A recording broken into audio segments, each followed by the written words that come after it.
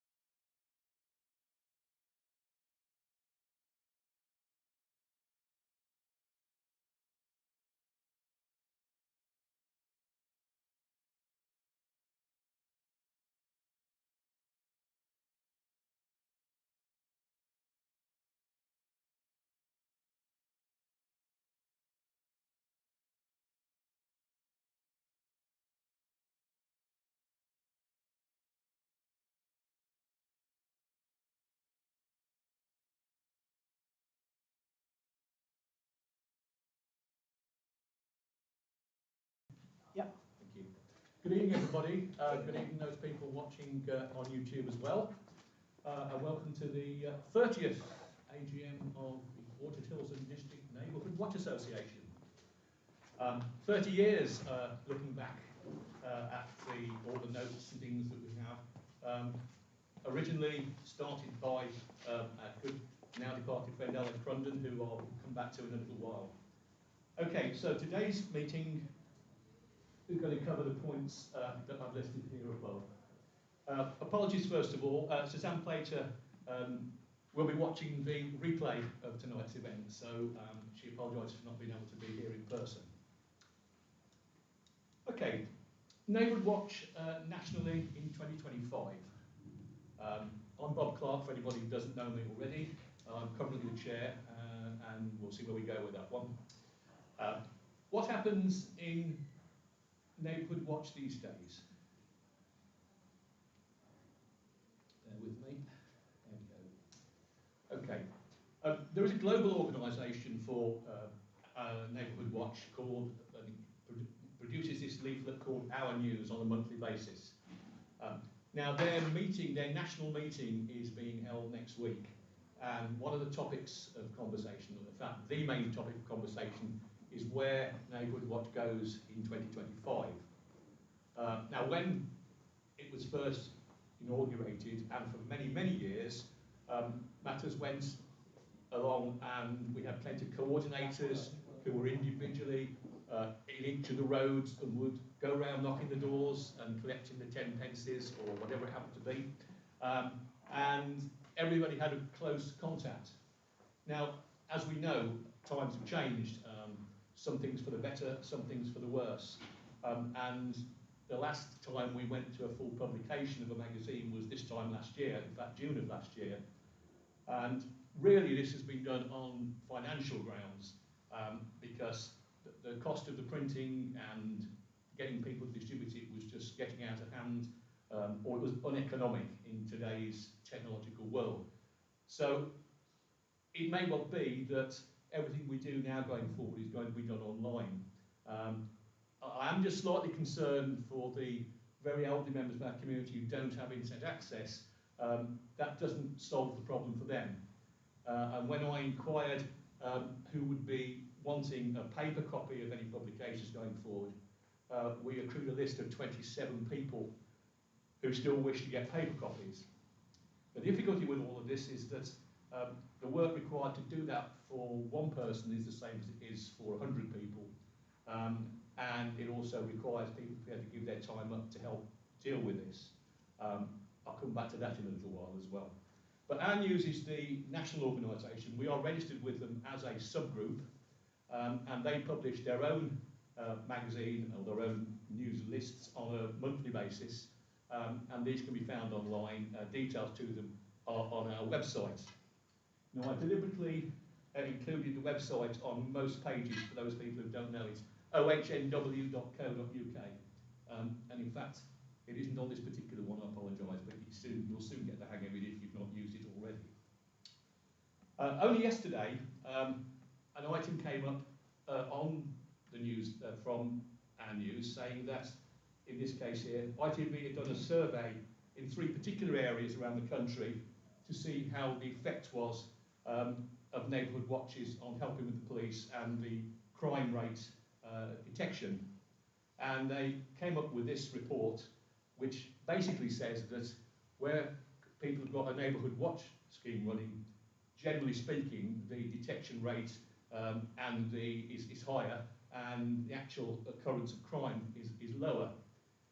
This was in the North, the Midlands and the South, so it covers a reasonable cross-section. It was only 3 counties, but it at least gives an impression that if we've got a neighbourhood watch, in some form or other, it does help in terms of keeping crime to a minimum.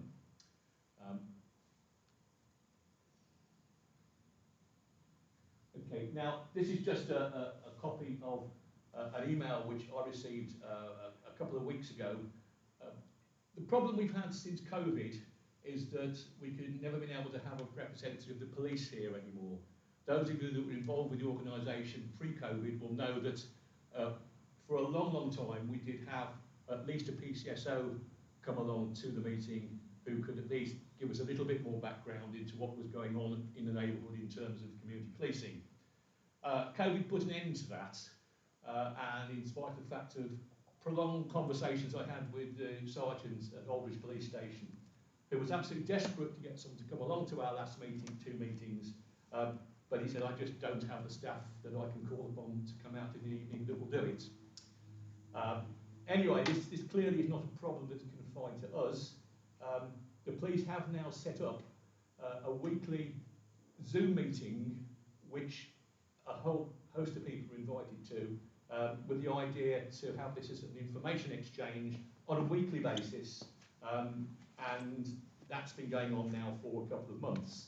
It doesn't happen every week because they decide some weeks there isn't anything that's worthwhile getting everybody together to discuss, but anything that they feel is the case, then this happens every week. I would like to be in a position to be able to have someone or a group of people attend these meetings, maybe on a rotational basis, and give us a quick report back to go into our WhatsApp groups and on the website. So if anyone would fancy being involved with that, it's not too onerous. It just means you have to be able to access a Zoom meeting. If you don't know how to do that, it's not as desperately bad as it sounds, but if anyone can help out here, then it would be much appreciated. The important thing possibly in this is if you look at the second line down, sorry the writing's not overly large, but the 4th line down, the 5th line down says the meeting will be chaired by Chief Superintendent Phil Dolby or a member of his senior leadership team. So at least we are talking to the more senior members of West Midlands Police in these meetings. So we're hopeful that anything that is West Midlands wide will be able to pick up through these particular meetings, and we will try and report this back through the local WhatsApp groups. Okay, moving on now to money, the sordid money question. Financial report from Helena Wilson, who is Treasurer this year. I will now pull up the correct one for this year. There we are, Helena. Do you want to talk through that, or do you want me to do that? I can do it. Okay, fine. All right. Included in the accounts for this last year is the last full printed copy of the magazine that we produced, which, as you see, cost £380. In addition to that, those of you that might have noticed in your Pioneer magazine this month that's just come round, it also had notice of this AGM and the details of our WhatsApp groups. Guy is holding the sent item. Did everybody receive one of these who is in this particular area? Yeah. Seeing lots of nods there, that's good. Is anybody here as a result, direct result of that, just out of interest? Because we've never done this before. You knew about it anyway, you saw it, that's fine. Yeah, thank you. Okay, lovely. Okay, so it's had some purpose, and hopefully it will filter through to other people who are interested, who can actually pick this meeting up from YouTube any time from now forward, once it finishes. Okay, the cost of that printing was £80, which we consider very reasonable use of funds to a bit of publicity. And very kindly Pioneer for another £48 delivered them for us, which was really excellent price, that is. I inquired from the post office for the same service, and they wanted £515. So that said it all, really. I suppose they have to make a profit, don't they? Church hall hire. Now this is an unusually large amount. Due to the very good auspices of the organisation who most of the church matters, and us not particularly asking the question, we went for nearly 2 years without paying any rent for any of the meetings we had. So eventually they caught up with us, and that represents all the outstanding bills that we had to the church here for the use of rooms. Right, the website subscriptions, hosting, domain renewal, PDF reader that's on there, that's a pretty average amount for a year's usage for the website. So that is an ongoing amount that at the present point we're committed to, and clearly that's a pointer to where we need to go in terms of raising funds going forward. The item below that, the summer contactless card machine, which we bought in to allow people to pay by card, is there. That's a one-off purchase which we now have. We also, last year, bought a gazebo for the fair that was held here at the church. We had a stall there, those of you who came to it may remember it. That's really, again, on the publicity side to make people aware what's happening. Now, the church didn't have a similar event, didn't have the same event this year, so we did have opportunity to display there, but maybe next year will change. And finally, again, the ongoing one that we will always have to pay out, that is the banking charges from Lloyds Bank. Even though we are a non-declared charity, we're a not-for-profit organisation, Lloyds still insist on making charges against the account through which very little money actually moves on a month-to-month basis. As you can see, that totals just over £1,000 of expenditure last year. And then the line below tells it all. The subscription, the donations, £173. So we decreased our holdings by £875 last year, and the balance is, as I said, 1,233. Now, clearly, we cannot spend, or we don't need to spend at the rate we have been doing previously. So it looks dire there. It's not good, but it's not as bad as it might appear at first sight.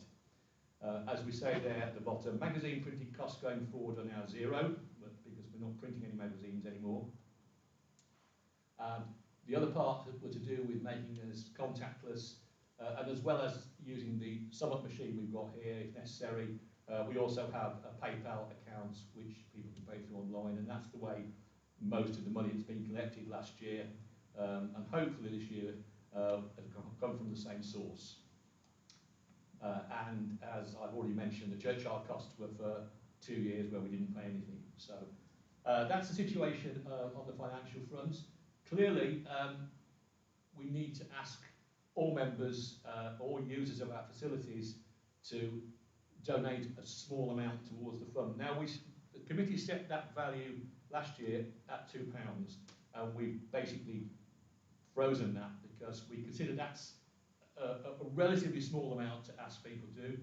We have larger amounts donated. Some people have given us £4 and £5, but so far there are about a dozen donations in total. So can I ask, if you haven't donated to us, please do. The links to donate are in. I should put them in the WhatsApp chats later on today, and they are also on our website. Please ask if you consider donating to keep the basic system running. Is everybody here? Does everyone have internet access to them, or are some people not able to access internet? Anybody who can't access the internet? Okay.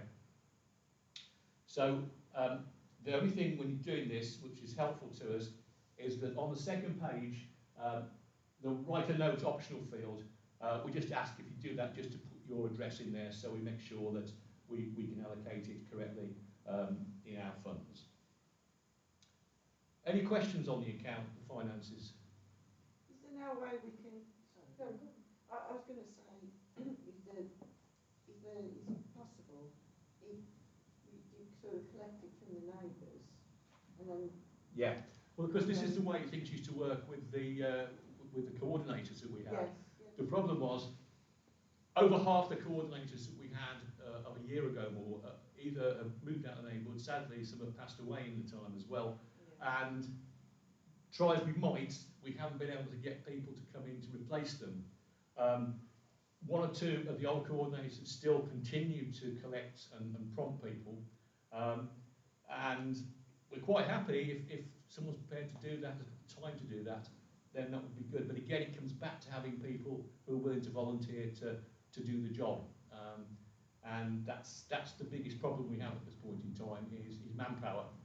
So anyone feels they can help in any way, however small, we really would appreciate it. Yeah, nice, really. Can't say any more than that. Just turn around a little.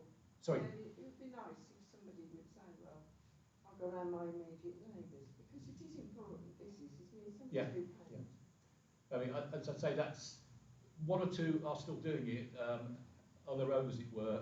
Well, on their own, everybody did it on their own, but they continue to do it even though we haven't officially done it. We've tried to make it as easy for people to contribute and by making it online.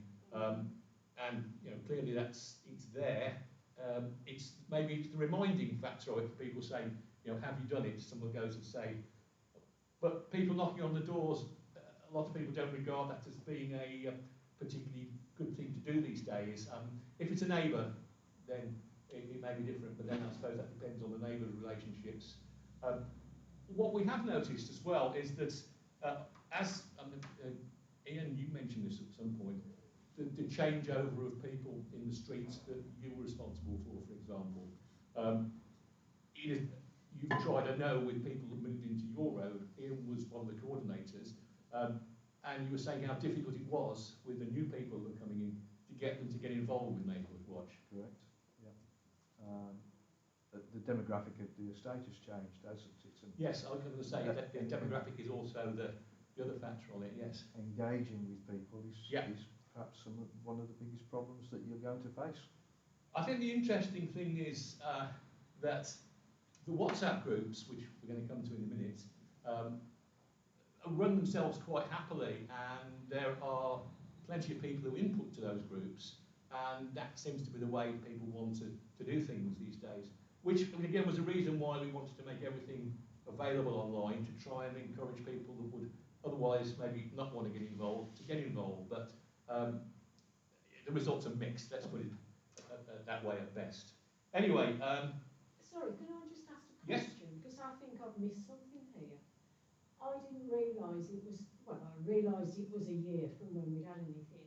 Yes. But have we had any information on WhatsApp about paying the £2? Because I've missed it. Okay, well, I was going to do it this evening after the meeting, but there is, historically, how long have you been in the WhatsApp groups? Oh, well, since it started. Oh, right, okay. Well, it's certainly been in there on several occasions in the past.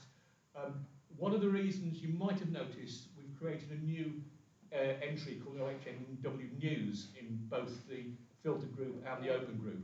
That's to try and keep the information that we're sending out centrally in one place, rather than having it spread out through all of the other social chit-chat that's on that group.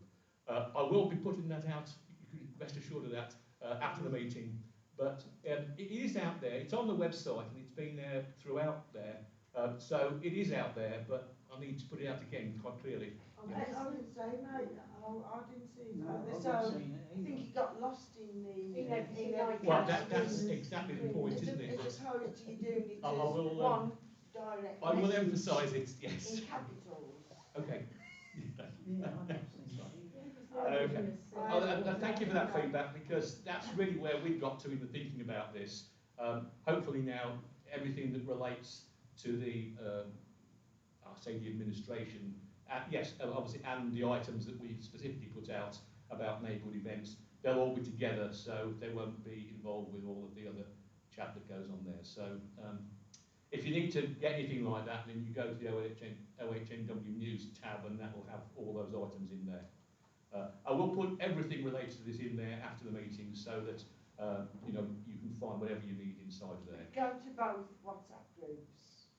Yes, to both WhatsApp groups, that's right, yes.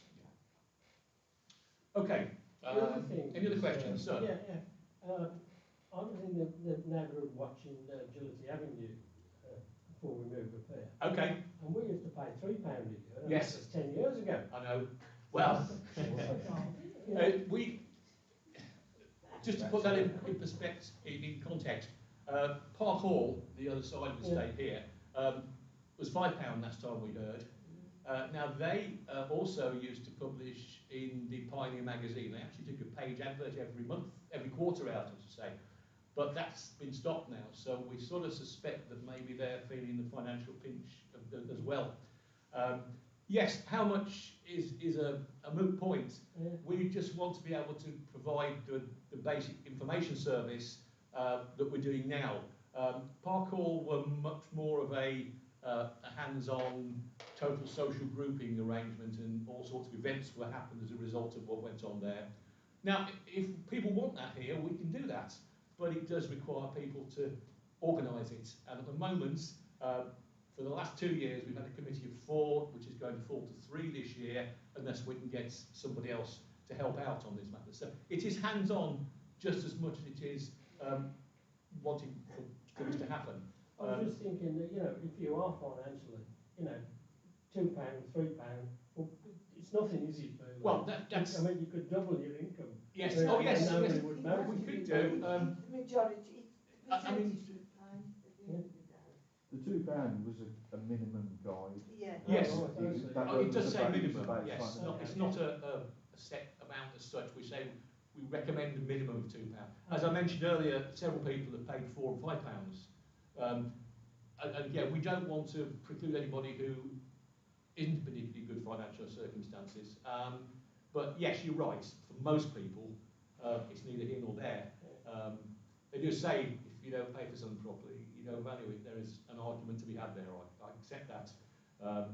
But if we were to say £10, then you know that might well mean that we harm the people that committed last year, for example.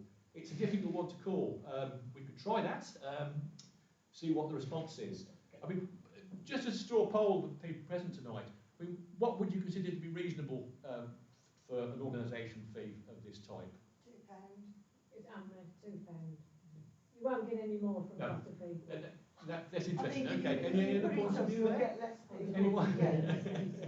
You're more likely, it's like an amount like that, I think. More people would be quite happy to just put £2. But really, it's collecting it, isn't it? I mean, I'm not sure so many people will go into PayPal and send £2. yeah, I mean, again, it depends, I suppose, on the attitude to the cash versus electronic transaction. Yeah. The problem with the cash, as those in the room who work coordinators will tell you, is that you had to go around and you had to find people when they got £2 in their pocket. Now these days that's getting increasingly difficult because most things are still being paid electronically or are being paid electronically now. Yeah. And again, as the demographic changes and younger people come in and the older people leave the area for whatever reason, then they're used to paying that way. We wanted to make it available on that means so that people could. It was, as long as you were IT literate, if want of a better expression, you could very quickly and easily on your phone just tap and pay it. Yeah. So in a sense, that's a lot easier to do than to go to the bank and draw some cash out, or the cash machine, draw some cash out and then get some change, which is the other side of it for small amounts. The general feeling we had was we were likely more successful with the electronic route than the cash route. We've always said we will accept cash, we can do that. But I do wonder, based on what the coordinators came back and said, just how practical, you know, to go knock on the door and getting the £2. The chap who was the coordinator for my road before I was involved here, just after we moved in, he used to send an envelope round with your house number on it and post it through the door, and then he'd come round, tap the door and collect it. And that worked reasonably well. I mean, Helena could probably tell you how well it worked in some areas compared to others. But it did work when we had a coordinator on every road. yes. But as we lost coordinators on the road, we tried to Appledore. The whole of Appledore had no coordinator, and 2 of the closes at the end of Appledore. And we had to put a note on saying, you know, please drop your money, your subs round to my house, which is only round on Thursday, so it's only round the corner. We had £1 dropped in. People are not interested. The problem with collecting cash, I found as the treasurer, you can't take it anywhere to get rid of it. The post office won't take coin. Yeah. The banks have no counters there to take coin. So the only way I used to collect all the coin in and give it and swap it with my husband, who works in a business who does actually need a lot of coin. So that was great. You know, I could do that, but not everybody can do that. So the other issue was collecting all the cash in. How do you bank it? How many actually people donate? Would you give me I that? was just going to ask that. This year, well, about 12 so far this year in total. But then I haven't, as has been pointed out, I have not specifically pushed the donations. The situation normally is we would ask people at the AGM and immediately afterwards to make the donations. So I will put out a fairly strongly worded, is not quite the right phrase, but a notice that we need to collect the £2 from everybody rather than thinking, oh well, everyone else has paid it, so I needn't bother too much. But I mean, it's. How many did it last year? Well, the total amount was, as you see from the previous, about £173. So that. From how many people? I couldn't tell you off the top of my head on that one. And I couldn't. I've got no idea because the coordinators that did go around and collect just give you a total. They don't necessarily tell you which houses they've got them from and how much each person's given. Do we know how many people are within the neighbourhood? It's about 915 houses. So £173 from 915 houses is pretty low. It's bad, yeah. I mean, to be realistic, you wouldn't expect to get anything like 950 contributions for these things. We understand that, again, referencing to Park Hall, they got about 5%, I think was the figure that was mentioned at some point, of the number of houses. Now, Park Hall must have 4 times the number of houses on this part of the estate, maybe more. But their contacts was a very small proportion of the overall numbers available. So we felt up till last year that we were doing pretty well in terms of the number of people that were responding. It's a smaller area, so it makes it easier from that point of view. But it's difficult to know going forward. I think I can answer the question if I put notes out about this after the meeting, really asking people to consider making donations and see where we are in a month's time, and that gives us a better idea of the people that do value it. We've lost very few people from the WhatsApp groups. There's been a few, but very little in number. There are something like 175, I think it is, on the open group, 120 odd on the filtered group, and we have a mailing list of 200 where there's crossovers, so those are not total figures. But we certainly are involved with and talking to over 150 people who are living on the estate. So even if they all put £2, you immediately get the £300, which is not far short of what we need to run the organisation as it is now. But you know, £175 won't do it. We'll be gradually decreasing what is in the funds. So it is an important element to this, and I will pay attention to see whether we can actually coerce people. Shame if it didn't. Yeah, it's a difficult one. I mean, those of you who have got neighbours who aren't involved or don't know about it, I'd hope everybody's aware of what's happening with the flyers that we've sent out. But anybody that isn't, if you can let them know, that would be great, and it would really help things to spread the word. We've had probably about a dozen new people come on board as a result of the WhatsApp groups, as a result of the flyer that went out there. And I accept, you know, it's knowledge, and maybe they've just missed the point at which I've sent out requests for donations previously. But rest assured that will be corrected after the meeting. It was easier to knock on somebody's door and give them a magazine and Yes, say to them, yes. you know, that's a donation we expect of It's, £1. yeah, Used to be what are you there. getting for your But now £2? you knock on the door and Yeah. you've got nothing to offer. No. But if you knocked on the door from the cost of producing the magazine, if you knocked on the door and asked for a donation, that would probably not even cover the cost of the magazine. No. If it was £890 to produce the magazine, That's right, yes. that would, you'd be, you know. Would be, yeah, barely 1/4 magazine on that basis. Yeah. That's right. It became uneconomic, you know, we just could not go on publishing the way we've been doing. And I mean, we're not alone. I think most organisations that publish periodical magazines are in the same situation. Most of those, as you probably know, have gone online. The newspapers, again, they're all online, and they still sell the paper copies. But I wonder how they survive, quite honestly, you know, given the way everything is online. So, yeah,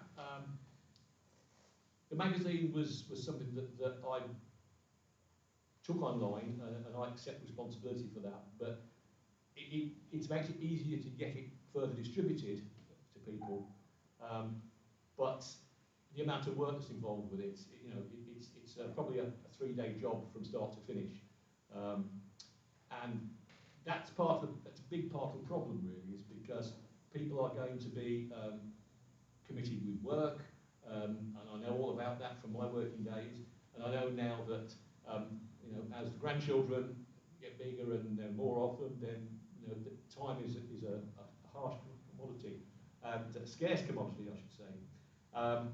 So it is, nonetheless, if people could give an hour a month, maybe, I'm picking that figure out of the air, towards helping keep the organisation running, then that's really what needs to happen if we're going to survive in the present form. I would add that we've kept the website there. That has all the back copies of the magazine on it.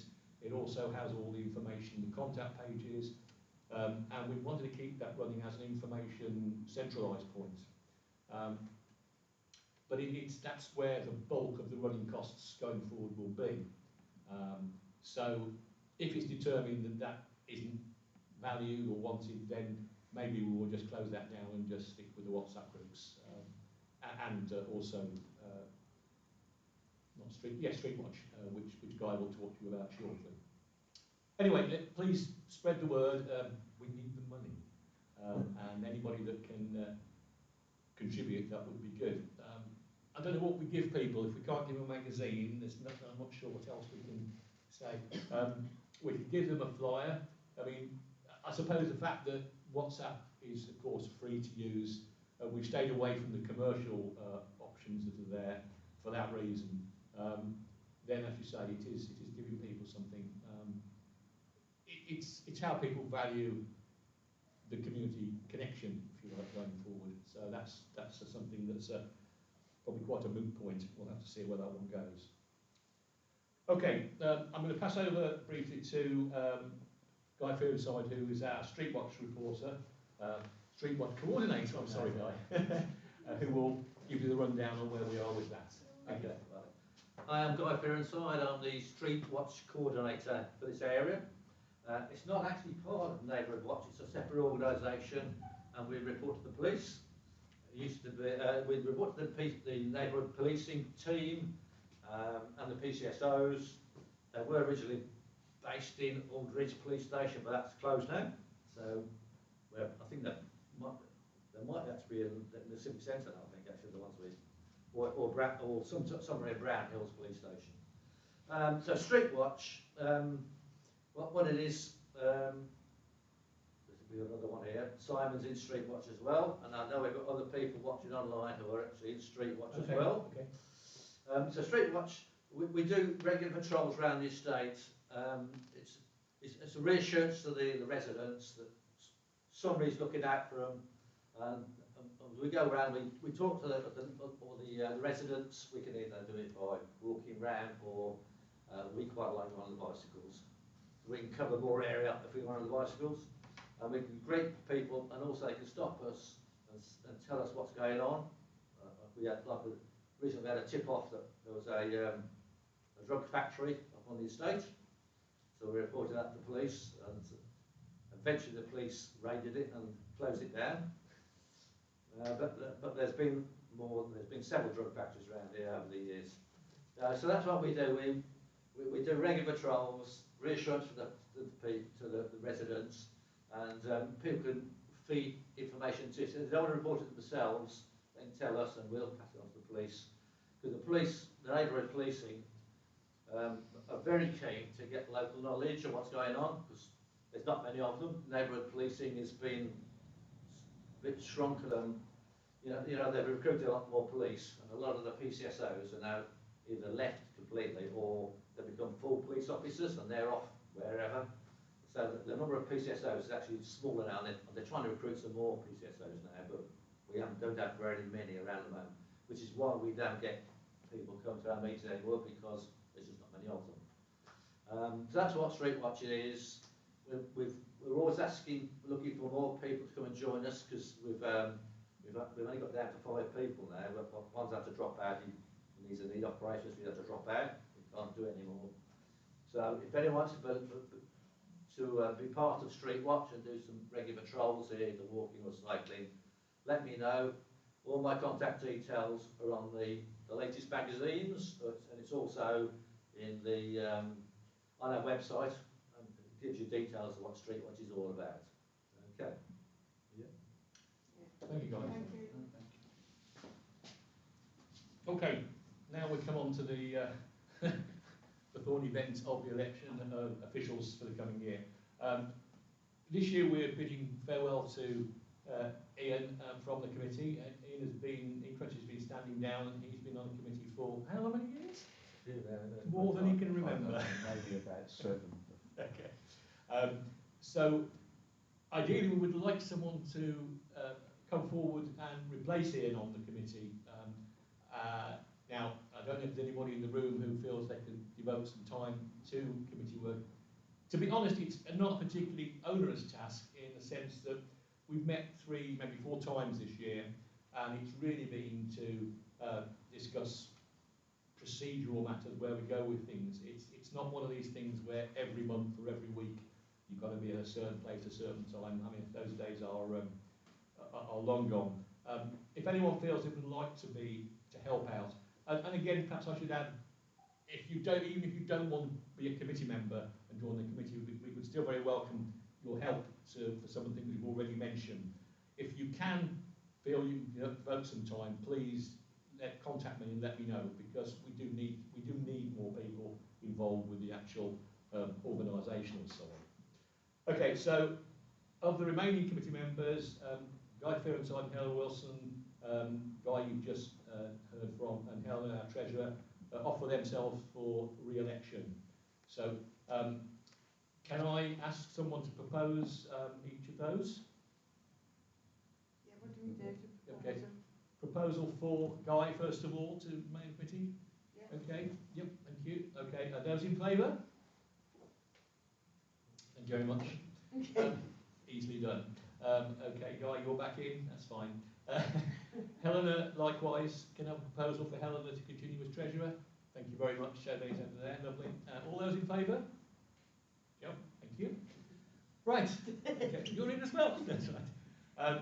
I'm happy enough to offer my services as chair further. If anyone else wishes to take it off from me, they're very welcome.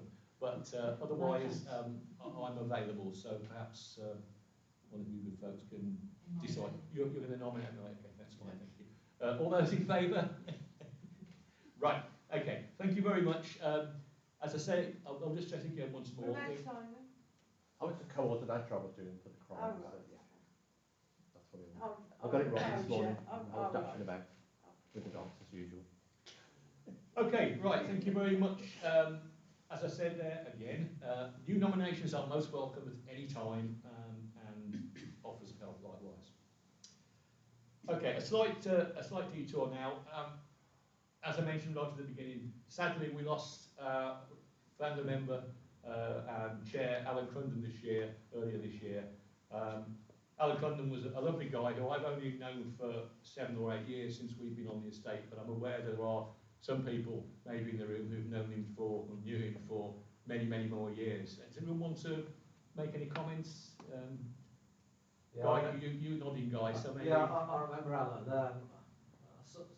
The coordinator in my street, I was chatting to him there, and he says, and he says, yeah, he'd been doing it for quite a long time, and he says, I said, yeah, I've been thinking, perhaps I want to do a little bit for the community, I'm thinking, and then next thing I heard, I was on the committee. I was the coordinator on the committee for that street, and that, thinking, how did that happen? Well, you got your mouth, that's the problem, Guy, wasn't it? Wasn't he actually that motion? That was many, many years ago, and we used to have regular meetings at his house. I used to have very often, I think it was once a month we used to meet, whether we needed it or not. And we used to go through all the fine detail of what it is, and then work out what's going to go in the next magazine and all the rest of it. And then it's very, very organised, and you have to do it in a certain way. It wasn't over the same way. And it was very old-fashioned in that way, but The way we do it now is we're a lot more streamlined than the way you used to do it, but that's the way you used to do it, and that's the way in that era is the way everything was running that way. Now we've gone to the new online system that way. Yeah, and it's all. Yeah, I mean, Alan was, I So understand it, it's a lot more taught streamlined now. Helsel-Com, I believe, for many years, and so there were a lot of people in this, not only this immediate area, but certainly a lot of people knew him as their teacher as well. So he was a very popular member of the community. Sir. Councillor Adrian Andrew, obviously your lawful councillor, and my other two colleagues give their apologies. I'm really sad to hear that about Alan, because I hadn't been told. Because I would have gone to the funeral, because Alan, he was a force to be reckoned with. Over many, many years. I've been an elected member for Orchard Hills now for 20 years, and very much the first port of call was Alan, and he had an iron fist on how he organised the neighbourhood watch in Orchard Hills, and it was an incredibly successful one. And you know, things have changed over the years on how neighbourhood watches are, and I mean in the other part of the ward in Fees in Park Farm, we had an incredibly successful neighbourhood watch up there, run by a similar force to be reckoned with at the time, Barbara Mannison. But when Barbara stepped aside, Alan kindly took on the mantle of actually helping us to run the Fees in Park Farm neighbourhood watch, which sadly doesn't exist any longer, because trying to get those volunteers and trying to get people to do it is incredibly difficult. It's certainly, I'm very sad about that, because he was an incredible character on Orchard Hills, and particularly within the neighbourhood watch, and I'm very sad to hear that he's passed. But I have to say, if you're trying to do some advertising for the neighbourhood watch, it seems to be a very healthy thing to do, considering he was 98. Exactly. I spoke briefly with one of his sons, or probably the youngest son, at the funeral, and he has fond memories of his dad coming back from the neighbourhood watch meetings and saying, yeah, you do this, I want you to do that, and then you go around the family and get them all involved in doing things related to neighbourhood watch. So, yeah, a force of nature, as you say. Thank you. Okay, I'm going to go through these. Quite clearly, several of you are familiar with the WhatsApp group, so I'm just going to cover it briefly for anybody who isn't either involved or knows anything about it. We have the two WhatsApp groups. The open group is to cover anything legal and reasonable. That's the word I'll use, I think. Topic of general interest, as well as the specific crime reported issues. And the filter group, which was for those people that didn't really want to know who's lost their cats and where they were. That seems to be a very regular comment on the filter group comments. Not that they're anti-catty, you understand. It's just that they were much more interested in the local, the other aspects of local happenings. And that is a read-only group. You cannot post back to that one, so it's a one-way information flow. Now, as I've said at the bottom there, both are moderated to ensure appropriate commenting and behaviour, and generally speaking, we haven't had any particular problem. A couple of instances have arisen where inappropriate comments were made, but those were dealt with, and we haven't had to exclude anybody on a permanent basis from the groups, which is nice to do. However, about 2 months ago now, I was contacted by two members of the filter group who said, is it at all possible that we could actually respond to some of the crime and the local interest matters in the filter group? So I put a request out to sort of straw poll, if you like, to that group, to say, well, look, what do people feel about this? It was set up specifically as read-only to prevent a lot of the chit-chat going on, but times change, people change, and what do you think? And of course, just to make life interesting, everybody who replied, which was about 10 people in total, was split right down the middle between those who wanted to stay exactly as it is now and those who wanted to be able to respond. So, as I had to say, well, we clearly can't do that within one group. WhatsApp doesn't give us that facility to be able to say this person can respond and that person can't. But we have come up with a quite workable solution. I think it's quite workable, and actually, in fairness, people who wanted it to be opened up have taken it on board. And that is, basically, you enrol for both groups, which there are quite a few people that are in both groups already. Forgive me, iPhone users and iPad users, this is the Android version. I'm not sure what yours looks like. I hope it's not significantly different from my occasional looking at it. What we've got here is the ability to be able to mute the notifications from a group. The issue that people raise about this was that they were fed up constantly of the phone clinking and the numbers counting up, where there was a lot of reaction to something that's happened this morning, for example. So the way to deal with this, as far as is concerned, is be in both groups, but when you go into the group that this is the group here that's the residence group. Okay, now, actually, I've done this the wrong way around. I apologise. It's the I'm sorry, No, it's that's the right way around. The three dots at the top right-hand corner will drop down, and you see there's an item that says mute notifications for this particular chat. Now, I am aware it is slightly different on the iPhone to this, and I think what happens is that you tap on the name of the chat at the top on the iPhone, and then you have a notification section separately. That's where you need to be, and then you say, okay, we want to mute notifications, and then it asks you, well, how long do you want to mute them for? And the answer is always. Okay, so when you've done that, then you will not get any notifications coming up on the open group, the residence group. However, anything that's posted to the residence group, the open group, automatically gets copied to the filtered group, providing it's not the chit-chat about the cats. Everything that relates to law and order issues, planning, road works, etc., we copy to the other chat. So if you then find that in your chat that you are entitled to look at, the filtered one, is an item there you want to respond to, you simply go to the residence group, the open group, and you will find it in there as well, and you can respond to it on that chat. And that then keeps all the chat related to that item together as well, rather than having to split between two, even if that were possible, which it isn't. So I hope that's a satisfactory solution. Clear. I've got no other solution to this one, I'm afraid. But no one's come back and complained since I posted this to the filter group saying this is what you need to do. We've had 3 or 4 people that have actually joined the other group. And those said, oh yes, I'm in both anyway, I didn't know you could do that. So yeah. If you have a difficulty with that, please just message me and we'll sort it out. It's WhatsApp are constantly updating their interface and changes things slightly, and things move, etc. So if you have any difficulty and you want to do that, then please contact me and I'll do my best to help you out on that one. Okay. And finally, this is something that I found very useful just recently. Having created our OHNW news entity, I need to be able to administer that, and it is possible to have, on the app version, it is possible to have 2 accounts set up in WhatsApp if anyone was not aware of that and needed to.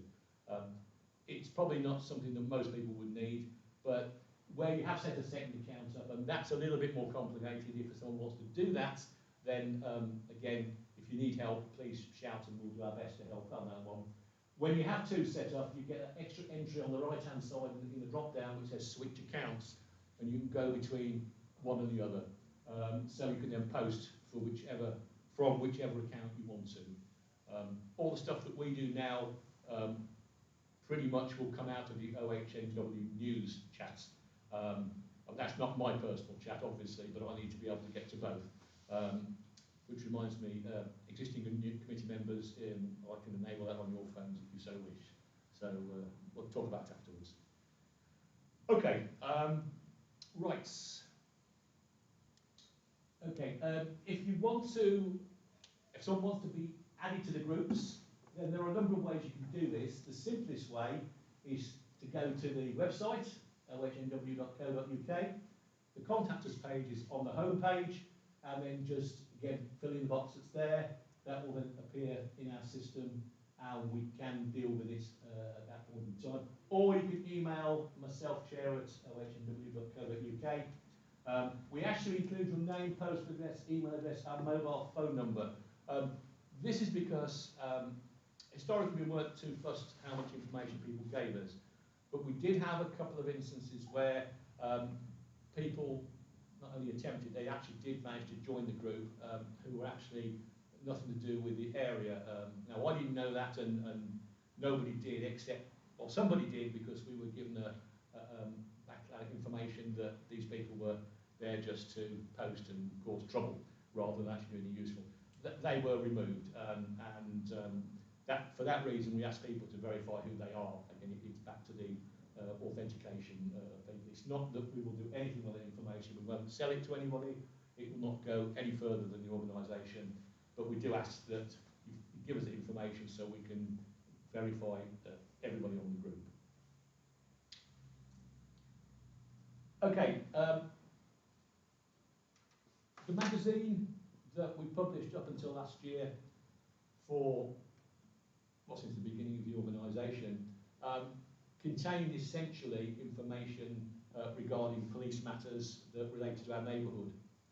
And in fact, the last 2 years' production exclusively were produced from the West Midlands Police News website.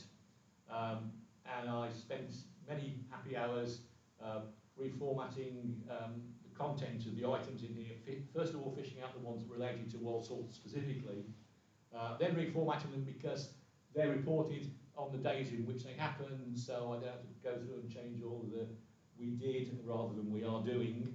That was quite a time-consuming thing. And all that information is contained on the West Midlands Police website in the news tab and reports. I have to say they've upped their game, the web publishers of the West Midlands Police website. This is much, much improved to how it was not that long ago. So if you want to find out information about what the police are up to in our area, then this is the place to get it from.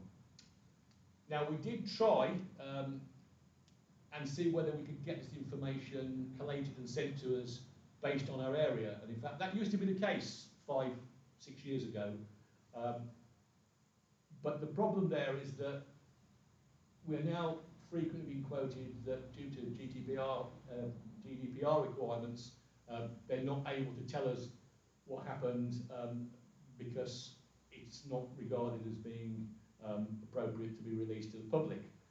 Unless you're involved in an incident that's happened and you have a police reference number, it's almost impossible to find out, other than the public record that's held here, what's actually happened and what's going on. This is the best we can do, is to say, go to the news tab on here. It is pretty good, to be perfectly honest. I've spent a lot of time looking at it in the last few years, and it's certainly much, much better in recent times, much more readable.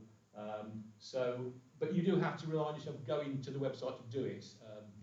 You know, someone said to me about the magazine, well, we could just pick the magazine up at any time and look at it.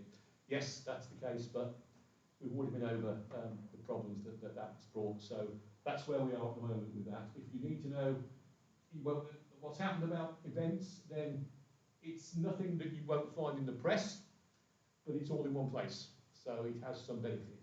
And that's the place to go if you want to find out what's happened, you know, how many cannabis factories we've found in Walsall this week, you know, etc. Yeah, WM now is pretty good as well, actually. Yeah, okay. Yeah, it's pretty good. WM now, yeah. Who? WM now. You're Yes. signed up to WM now, are you? And you get regular emails from telling what they're up to, local policing. Yeah. I'm on the Facebook page, West Midlands. Yep. WM Now, if you want details of that, it's on the website. Everything is on there, links, addresses and everything. The website... Throw it on, that's what I'm here for. However... Throw it on, that's what I'm here for. However, I was contacted by one of our WhatsApp members earlier this week to ask if I'd be willing to go on a group that is run called the Bar Common Watch Group. And basically, this is a group of now about 60 people who are working together to thwart, for want of a better word, the Greenbelt planning applications that have been going on around the area. Obviously, this one here is a couple of years our own one behind the Longhorn, which at the moment I believe is sort of in a stalemate situation. It's gone to appeal. That's the situation there? And of course the housing minister has changed as well. So do you have any knowledge of that, Adrian, at all? Sadly, a lot of knowledge. So these is the bar light climb one that you were talking about on this one? Well, yes, I'll move on to the next one because there was this one related to which one? That's the William Davis Homes on Longwood Lane, Sutton Road. That's ours, isn't it? The local one. Yeah. But there's also then the that's the one I think that relates to Bosley Lane. Yeah. So what? Just to cover all of this off, really. The two on bar light climb have caused a lot of fuss.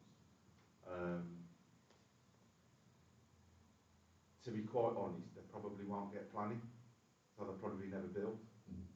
But to be quite honest, all the focus and attention, because I'm involved with the Beacon Action Group, so this Bar Common one is new to me, but I think that might be more sort of the Aldridge Central and South ward. Yes, I mean the situation there is that again I've not fully picked up on this yet. I need to investigate it a little bit more, but the idea I think is to try and what's the word cut it off sort of before it even gets to the stage of thinking about planning applications. So let me do it one by one. So bar light climb one, part of that. Where's bar light climb? Where is it? If you want to do any fly tipping, Yeah. that's where you go and do it. Oh right, yeah. No, we don't. It's literally just off Skip Line and links Skip Line through to Birmingham Crook Line. Oh yeah, Crook Lane, yeah. And Chapel Line and Pimpard Line. Yeah. And it was too easy. And to be fair, I'll be honest with you, I'm a bit ambivalent about that particular application because we've got bigger fish to fry. The Longwood Line one, and I don't want to scare anybody, but it is incredibly important. The council have refused it. It is an outline actual planning application for 115 affordable homes. The council, because I went to the, I don't know whether anybody remembers that first one that they had at Killicks consultation event. I went to that. I said, just because I'm here, don't think I'm supporting it, because I ain't. But I said to them, I said, you know, there's no footpath from the site to Sutton Road for people to get the bus or anything like that, to access public transport, nothing. And they still haven't put one in through the plans. But the key thing for me, is it's an outline application. So there's no detail. So there might be, that now has gone to the planning inspector, so it's out of Walsall's hands and effectively is in the government hands. And I don't want to be political, but I have to say, if they intend to deliver 1.5 million houses, there's going to be a lot of yeses. We fought tooth and nail the battery storage facility, absolutely tooth and nail, to the extent that the council took the planning inspector to the High Court, and we've been kicked out of there. That has been designated effectively grey belt. If anybody asks me what the definition of grey belt is, I can give you a good shot at it, but it's probably changed again today. So we've got that one, and obviously that is in Peasy Park Farm, Orchard Hills ward. This one for 650 is bang next to the airport, but this isn't a planning application. No. This is a proposal, because at the moment we're going through the borough plan that we have to do legally to reallocate land for different types of development, whether that's employment land, isn't such a pressure, but then it's housing land. The government have told the council that we've got to deliver 1,300 homes every year. And to put that into context, that's Orchard Hills, Daisy Bank and Sutton Road every year, give or take.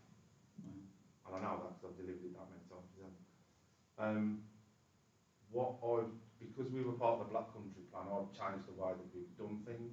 So what I've been very keen on is asking developers not to just come up with numbers, but to come up with communities, to talk about communities, and to talk about the types of housing. We're talking about we do need affordable, and that is a catch-all, but we also need starter homes for young people.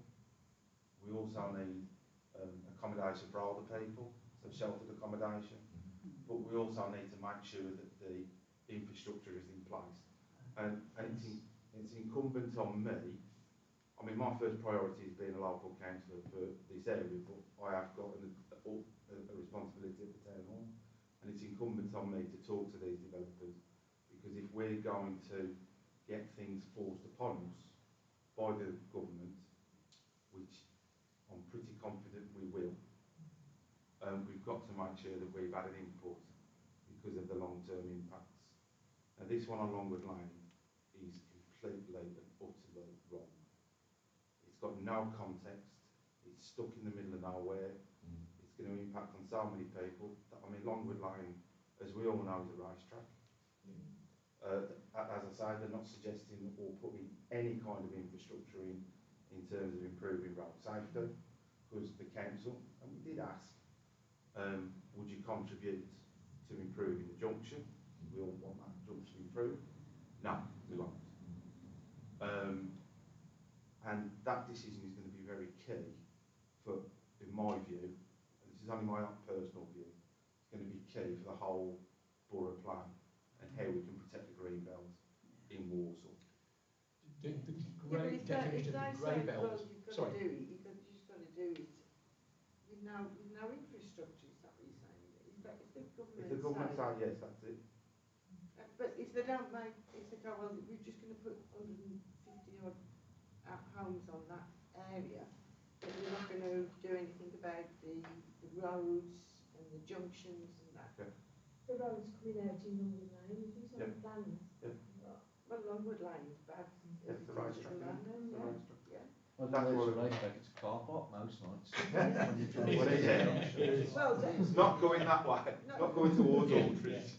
No, coming from Aldridge, and that's when they come onto our estate and do the racetrack. Yeah. Down. So we're doing our best.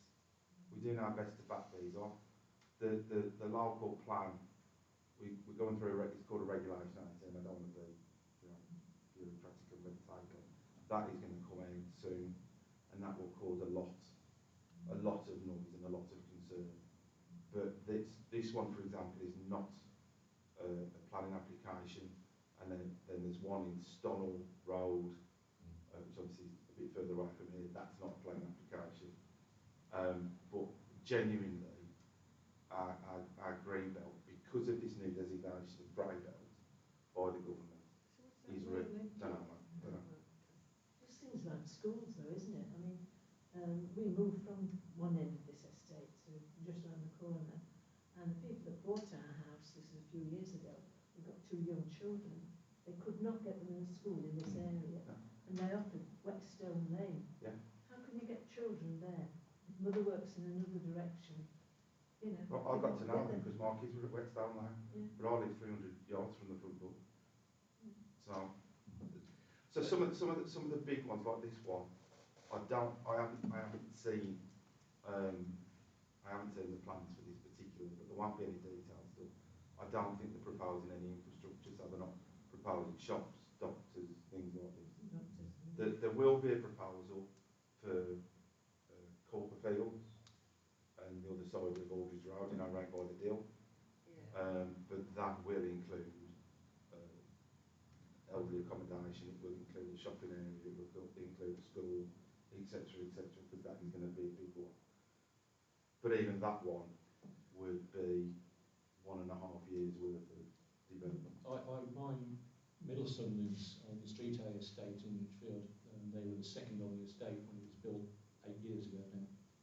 In that was a primary school, which was 2 years in the opening because I guess they needed the intake from there.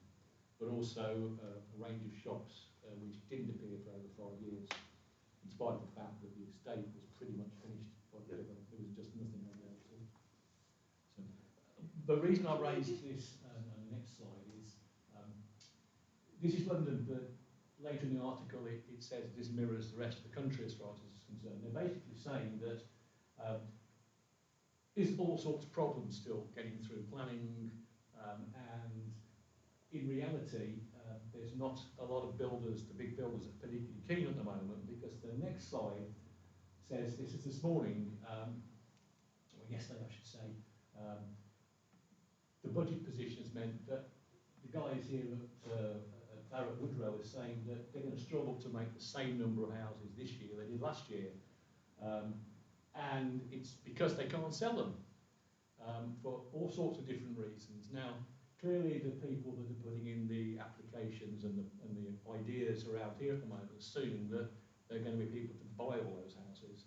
And there's serious suggestions being that that's just not the case. And at this time of the year is not a popular time for people moving the house anyway. And people haven't been able to make a decision because the budget's been put back to November. So it's unlikely anything is going to come out of any of these for the next year or two, probably, maybe longer. The border plan is a 15-year plan. It's a 15-year, effectively a 15-year land supply that takes us up to 2040. The border plan. So, for example, if the one on Calderfield took place, that would take between 5 and 10 years to deliver. Netherhall Park, which is part of this ward as well. Does anybody know where that is? Yeah. It's the old St Margaret's Hospital? Yeah. By Great Bar Hall. 450 were approved by the last Labour government on there. And I say that because it was John Prescott. The council refused it. The local MP, Bruce George, everybody remembers Bruce. He opposed it, but it still went through. And it took, what is it, it's 20 years since it got planning permission. And it probably took about 10 years to build because we had the recession in the middle. So it was mothballed in 2008, nothing happened for a few years. So who knows what might happen. Have they actually built there then? Yeah, it's 450 hours. Really? The group I mentioned that I was asked to take part in earlier are looking to do leaflet drops pointing out all the deficiencies that the leaflet drops from the organisation proposing it came from the counteracted at this point in time. They're on a pretty big publicity roll. I'm not going to say any more than that because some of it might be considered. Sorry to interrupt. Yes. People have got to get involved in the consultation. People have got to have their views heard. And all generations. Because if people just sit by quietly, it will happen. Yeah. On that point, if anyone would like the information on the group, the admin has given me full authority to disclose it to them, and if you want to get involved with making your point of view, I can post that information to you. I won't do it on the open forum, but if anybody would like details, then please just message me and I'll let you have it privately. Can I just, everybody keeps going on about affordable housing and that. What's the definition of that? Is it people like Barrett's or somebody building cheaper houses? It's a catch-all. So it can involve social rent. Yeah. It can involve shared ownership. Yeah. It can mean what's affordable in that particular area. So in some areas, people can afford a bigger budget than other areas. Right. So it is a real sort of catch-all. But what doesn't stop? So if they build these, for example, 150 houses, and then what doesn't? Is there some restrictions on who can buy? What I'm meaning is, in case you get all these people buying them with a view to renting out, and then the rents are through the roof again, which is defeating the object of There is, but it's very difficult. What's very difficult? To put those rules in place to stop. That's what I'm saying. We did that because years ago there was some we did some house clearances in Blackman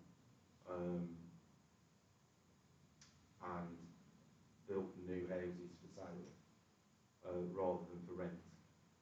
50% of them went for buy to let. Yeah, that's what I'm saying. and that in itself causes problems. If they built 150 houses on Longwood Lane, and let's say you took the shared ownership and the social housing out of it, and then the rest were affordable houses to purchase, and then somebody goes in and just buys the lot, and then we're back to £1,500 a month rent.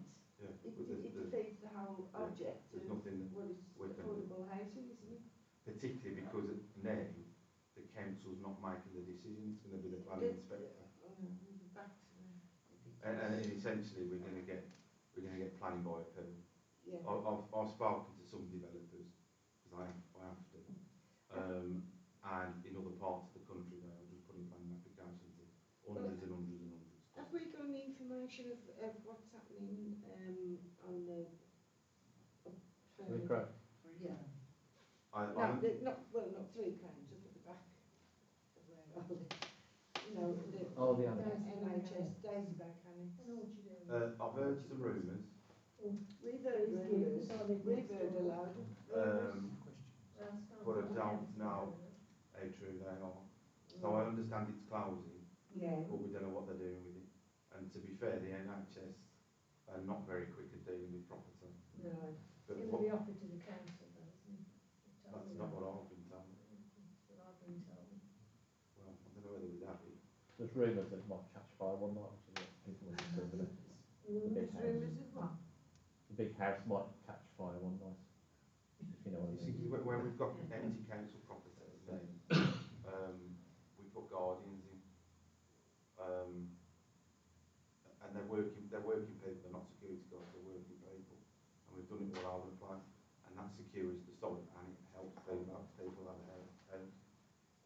So we need to get, is it shut now, is it empty now? No, they're still working there. Because when I heard, I went up and out to drive it, I nearly got stuck up there. I don't know what's wrong with it. I thought you meant your husband. Okay, so can I Because he just, locks the gate as well. yeah, so if anyone wants to get involved with the There's a lot of land up there. petitioning of the various agencies, then need details of this group, just contact me please. Right, I've thrown this one in just for a bit of interest here. How many people got their alerts on the Anybody? Oh, that's pretty good. I mean, okay, not a big cross section, but certainly of people that I was in contact with on different networks, everyone seems to have received it. My one disappointing was is if you noticed it, if you click the X as soon as it happened to switch it straight off, after about 10 seconds, a message popped up at the bottom which said that, okay, it would then speak the actual words that are on the text here. And a lot of people didn't see this because, oh, it's there, click away it went. And it was a horrible American voice, and I thought that was very inappropriate. They think I'm Russian. I was going to say, We're like in trouble, Okay, well, at least the system works. So hopefully when taking us back to the day that the mains burst up on the top of Longwood Road. So that should have told me then when I woke up at 5:30 in the morning why there was a fire engine at the bottom of my road pumping water. So hopefully we'll get some useful information from it. Okay, right, on to any other business. Would anyone like to raise any other questions? I'm going to find out what's going to happen on Taxi Bank, because my back garden literally is about 10 feet from the bungalows. Right, okay. I'll ask the question of the council tomorrow to get in touch with the NHS. I spoke to Councillor Bird about it, and he has wrote back. This is some time ago. Right. Well, I'll speak to Mike as well. There's And some if I activity. copy you into the email, is that all right? And then you can contact. Yeah. Is that right? Yeah. And we'll try and find out what's up, because the biggest thing there is security, needs security. Well, the gates are going to be kept locked. They've told me that. Yeah, but sometimes it doesn't stop some people doing it. Absolutely not, and that's why we got the gates on. Well, Chris Chow got, I don't know. yeah. Adrian, can I ask how the fly tipping battle is going? It's a war of attrition.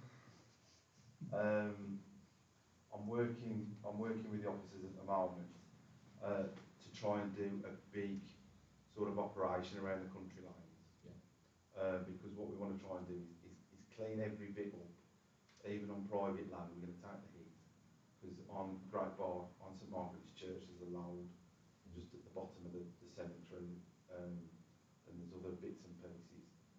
I've asked the officers as well if we can cut the trees back along the country lanes, because I don't know if anybody's noticed the trees growing out has made the lanes even narrower. I've certainly noticed that.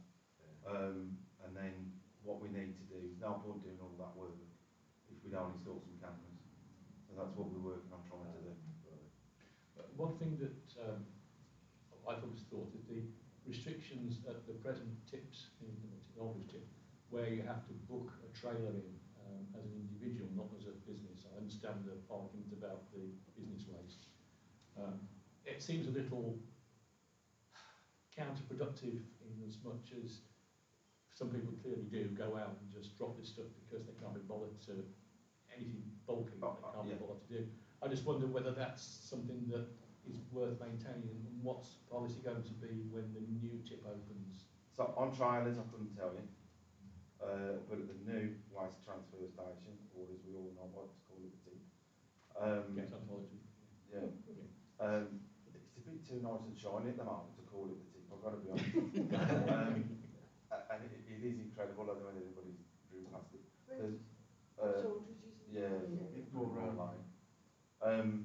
There's going to be trade waste facility on there, chargeable trade waste, because we're told the nearest trade waste facility is in Leicester, so we're bringing a trade waste facility to Walsall. There's going to be a reuse shop on there, so we're trying to take stuff out of the waste system, including electronics, which charity shops don't tend to have. So we're going to introduce that. We're working with Suez, who do a massive one up in Manchester. If anybody's been to the one in Sutton, it's an incredible place. You come out of there, go in for something, and you come out of it with half a shop. So we're doing that. If I remember rightly, there's going to be 38 skips as the tip, which is bigger than both blocks you all just put together there. So we really are trying to future-proof and increase that capacity. Clearly, one of the big problems we've had on this side of the borough and the boundary is what's going on in Birmingham. With the bin strikes and that, because people are just driving over. And then, you know, there's just some nefarious people and criminals that are undertaking the fly tipping. I'll take that point up about the trailers, because I don't know. Okay. I would think with the capacity that we've got, we might be able to change that. But we are not, as a council, we're not introducing booking slots or anything like that, like they've got in Birmingham. It will be exactly the same as it is now. Okay, thank you. Any other points people would like to raise? Have we got any information on the bogus road? The reason I'm saying it is, someone I know, elderly parents, although they live in Sutton, it's still close enough. They got one of these people that went round and said, oh, you've got a loose tile on your roof. For £25, I'll get them to put that up. Anyway, to put a sort of few hours down the road, they then further down, they got off the roof and said they wanted £3 grand off them, and ended up giving them £2 grand. And I'm just wondering if there's any of these people on the rounds at the moment, and if they are the police notifying us to be aware of them? I mean, we've got on our WhatsApp group, I think it's quite good, because if somebody comes around Orchard Hills, people take photographs and then put it onto the WhatsApp group so everybody's aware. But this happened a few days ago, and it's just a bit concerning that they're still out there, and they're on the doorstep, really, because it's something I mean, I think the hawkers, as we used to call them, I it's a little bit difficult one because you get plenty of genuine in the sense that they're offering a genuine service. And it's quite clear if you follow through the back chats that people get a perception of what a person is doing, and at the end of the day it actually isn't what's been going on. It's perfectly legitimate business, but it's just the way it's been presented. I think that the information that comes through the WhatsApp group is useful as long as it's viewed and investigated before anyone starts to suggest that there's a whole big problem going on. The other thing I would say in terms of passing that information around, we do need to be a little bit careful with the pictures, what we post on the groups, because this issue of I think becoming public knowledge is an escape route that I understand is used by lawyers to say, well, okay, so yes, I knew about this and I was there, but then so did all of the estate because it was all over the WhatsApp groups.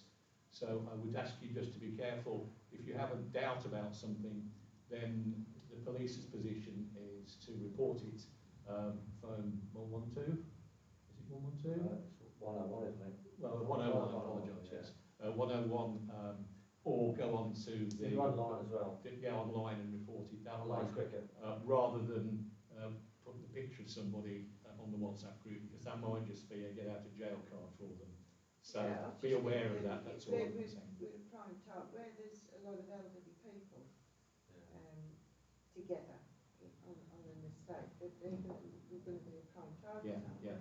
And if this person is anybody that says, knocks the door of somebody in the 90s and says, you've got to well, 25 quid and I'll put that slide back up. And then they're up there and then they're going, oh, it's a bit more than it is. And then, all right, four of them are standing there telling them, well, it's 3 grand, you've got to give us. That's demanding money with menaces as far as I'm concerned. And I just find it, with the WhatsApp group, we don't, you know, all right, we can't put a picture up on them, but we're looking at the fact that we can actually alert somebody, saying, somebody going around Orchard Hills and they're saying we've got a slate missing. You know, tell them we've had our share of visitors, shall we say. And I think that it's, what seems to be the case is that when this happens, very quickly it comes up on the chat, which is good. I mean, that's one of the primary functions, I guess.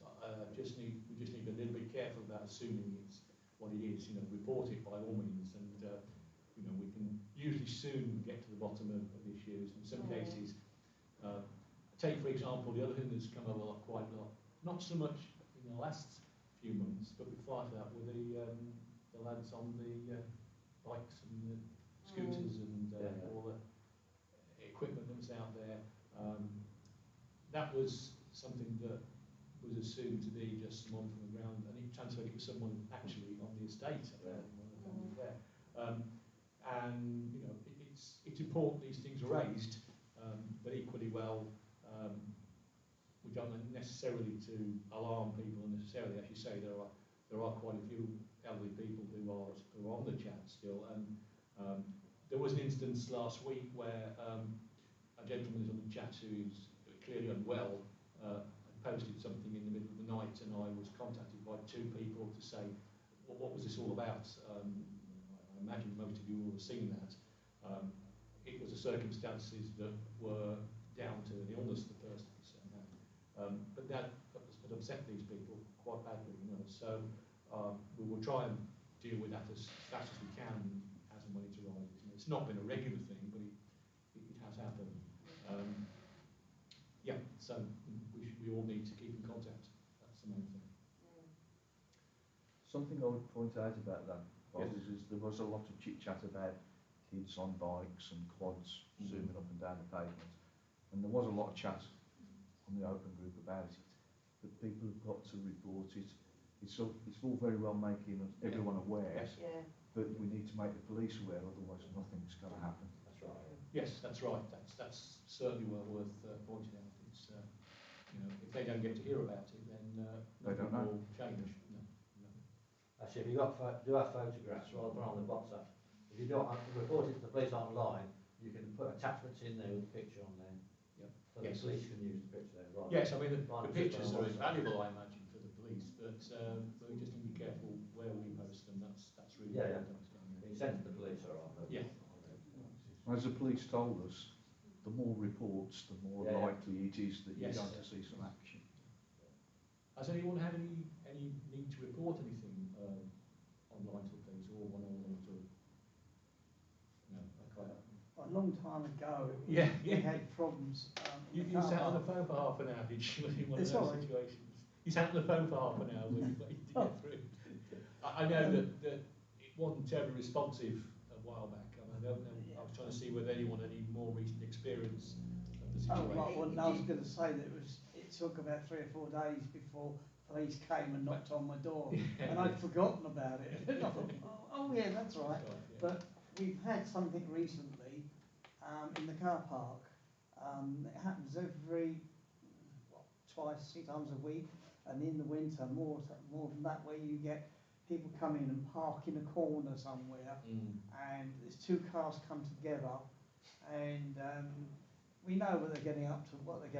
There, you find rubbish on the floor, and in the years gone by, I've found these little capsules, aerosol capsules. I counted 140 in the car park. They used to come up the back of us, but we put the barriers up so that you're down to opposite you. So recently, Just moved. I spoke to Wendy Morton about And it, the doggers. and she said she would get a police car to come in and go round the car park. I said, oh, that's all it needs is a police car, because we used to have a church warden here who was a very efficient chap, tall fella he was, Carl, and he would go and come round from his house. If I phoned him up and said there's a car in the car park, and he'd come round and he'd face them and make them move. But they were with torches around by the vicar's house, which is right at the very, very end. And it's concerning. This was about 11:30 at night. So I mentioned it to Wendy, and she said, I'll get a police car. We saw a police car come one night and came round. So I don't know whether there'd be more of them coming round. I don't know. You know, if we've got to report something to the police, they need like a 999. Do we telephone them, or is it? I know I've done it once before on that online You can do it either way. Online, in the reporting stage, one of the first things it asks you is there a crime happening now, or is this something that's happened historically? So clearly you can report an immediate problem. I mean, again, I don't know what the 999 response line, how quickly that gets into the system. I can't answer that one. I would imagine, I would hope that if you put it online, it will get straight into the system without anyone having to transfer it. But I don't know. Not having anybody from the police here, I can't get you. See, I can't remember what the online, what you do, the address, if you like, to go onto the online. So. I went through the process as an exercise. I have to say I found the online a little bit tedious because it asks you questions that sometimes are very difficult to answer and they're not necessarily related to what you want to report. If you want to report a non-urgent crime, then it asks you lots of questions that are related to urgent crimes before you get it submitted. So again, it's as like with it's just like it's a bit of a war of attrition to get through all the questions. When we're saying like the kids on the scooters and whatever, and it would be it's best if everybody reports it, but if nobody knows quite how to report it, because you're not going to ring 999, are you? Going, there's a little kid on an electric scooter driving around. You just want it. Again, I can't speak for the police, but I would have thought they wouldn't have wanted you on 999 for that. No, they wouldn't know. Is it 101? Yeah, 101, yeah. Or do online. Or what? Or do online, go on the web. I believe the police, information's on West the Midlands website. Police reporting. Just Google it. West Midlands Police reporting. Cheers. Incident reporting. And Google will find the site for you. Right. Yeah, again, if you haven't been on that website, do go because there's a lot of information in there, which as far as I'm aware is up to date, and there's all sorts of sources as to places to go with things. But in general terms, 101 is a phone call if it's not an emergency situation, rather than 999. And I did report, thinking about it back now, I did report an issue about somebody coming around the area, and actually I never got any response to it, to say that. I don't know, it wasn't an urgent matter, no, there was actually no crime being committed, it was that someone had appeared on the estate who had been prosecuted some years before for fraudulent selling, and I alerted the fact that this guy was on the estate doing the same thing. He was knocking doors trying to get business for dry covers and things, and not being very polite about it either. But I suppose in context of the issues the police had to deal with, this probably wasn't considered that important. But report it nevertheless. And you can be sure, I think if you've put it in yourself in the online system, at least you have a record of it. So if there's any question about it I've being been on reported. it once, a couple of years ago, but I couldn't remember how I got there. Alright. Okay. Any other business? Okay. Well, thank you very much, everybody, for coming. Very good of you to those who have made it to get out. Thank you to those who are watching online as well. If you can't remember anything that we talked about and you want to watch it later, it will be available in the morning on YouTube. The link is in the WhatsApp chats at the moment. It is the very last link. A slight hiccup, but they've changed the link at the last minute, which was down to me, I'm afraid. The link that's there, I will reinforce it tomorrow, and that will be there for eternity. The last 2 AGMs are already on there, so if you want to see back a bit further what happened, then please look at YouTube. Thank you to Councillor Andrew for his attendance tonight. Appreciated to answer some of the questions, and I bid you all a very good night and a happy weekend. Thank you.